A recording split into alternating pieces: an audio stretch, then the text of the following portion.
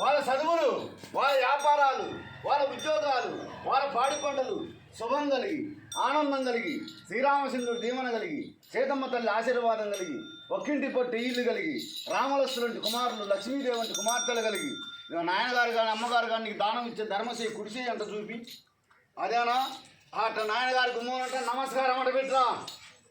అట్ట నమస్కారం పెట్టి నాయనగారి కుటుంబం సంతోషంగా సగల వేడెక్క అట్ట శుభో జయం కలిగి పద్దమ్మలు కాడిపో.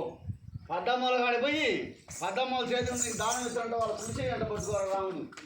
చల్లగా అది సంతోషంగా సగల వేడిగా శుభం కలిగి బసవన్న దీవన, భద్రాచలం రాముడు, శ్రీశైలం మల్లికార్జున, తిరుపతి వెంకటేశ్వర స్వామి, కాణిపాక వినాయకమయ్య, షిరిడి సాయిబాబా దీవెనలు కలిగి అమ్మగారి కుటుంబం శుభం కలిగి ఉండాలి.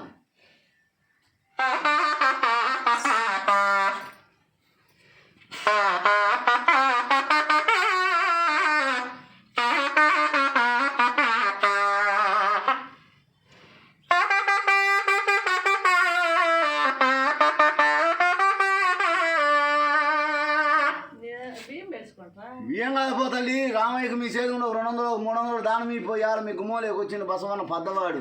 ఈ మధ్య ఎప్పుడు రాలే, శాంతం లేదు మీ గుమ్మాలకి రాక.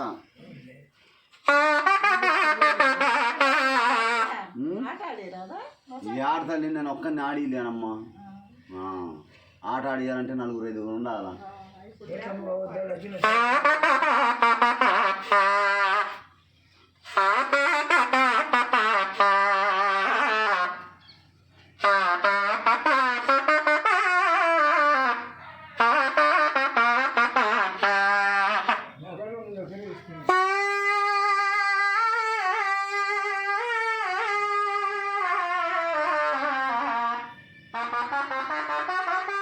తండ్రి చాలా పో, ఆయన చూడు నన్నుగా చూడాల్సి అంటారు. బసవన్నం తాగుతున్నానంటే మీ పోటీ మానుభావులు దయ ఉండబట్టే పో. నీ చేతి 200 ఇవ్వాలా. నీ బిడ్డల భాగ్యం, నీ కొడుకుల భాగ్యం. ఆయన ఎంతో ఖర్చు పెట్టి ఉంటావు. రామయ్యకి ఇచ్చేదంటావు తక్కువ కాదు. పో రామయ్యకి ఇచ్చింది ఆడికి పోదు. నువ్వు చేసిన దానం నీ బిడ్డలకు, నీ కొడుకులకు, నీ మనవళ్ళకు, మనవరాళ్ళకు, ముని మనవాళ్ళకు కూడా పుణ్యం కలగాల.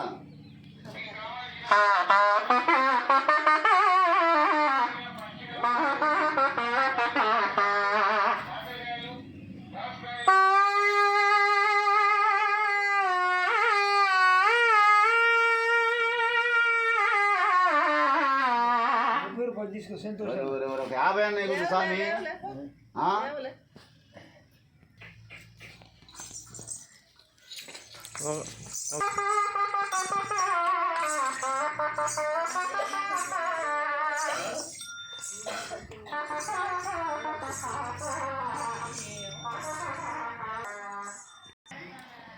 చూడండి ఏ విధంగా ఎన్నో రోజులైంది కదా గంగిరెద్దుని చూసి మనం. ఈరోజు వచ్చింది, చాలా కొత్తగా అనిపించింది. నేను చిన్నప్పుడు ఎప్పుడో చూశాను. మళ్ళీ ఒళ్ళంతా చీరలేసి ఒక సన్నాయి ఒకటి తీసుకొని పాట పాడుతూ వచ్చాడు. అందుకని ఇది ఒకసారి క్లిప్ రికార్డ్ చేద్దామని చెప్పి రికార్డ్ చేశా. Okay, thank you.